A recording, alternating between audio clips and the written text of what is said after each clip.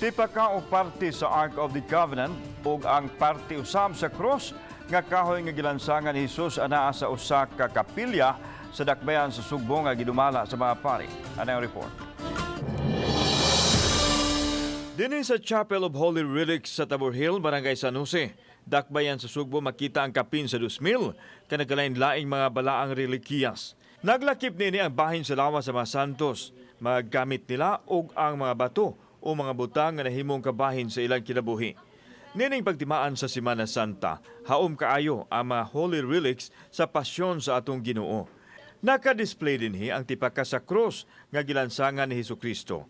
Makita usab ang tipik sa tunok nga gipurong-purong kang Hesus ug ang mga parte sa lawas sa mga santos nga nakasaksi o nahimong kabahin sa kasakitan sa manunubos.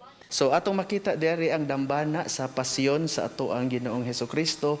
Naa diri ron ang mga relikiya no sa katong mga original nga iyahang cross, no, part sa original sa iyahang cross, part sa original sa iyahang korona nga tunukon. Samtang makita usab sulod sa kapilya ang tipaka sa Ark of the Covenant nga napatik sa daang sugo.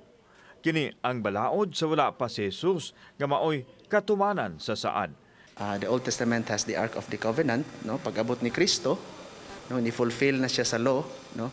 Karong panahon na naa na siya sa Sacred Tabernacle. Nining panahon sa pandemya, ilabi na ning Semana Santa of limit una sa mga tao, ilabi na ang paghikap sa mga gibutangan sa relics. Suma ni Father Adrian Martinez nga dunay mga milagro nga nahitabo pinaagi sa pagpangama sa mga balaan alang sa mga tao nga adunay hugot nga pagtuo sa Dios, dili lang sa Semana Santa kundi sa adlaw-adlaw nga pagpakabuhi. Ang mga relics gikan pa sa Vatican ug adunay pagtugot ang pagdala ug pagtipig nila dinhi sa kapilya. Kauban si John Solon, ako si Alan Domingo.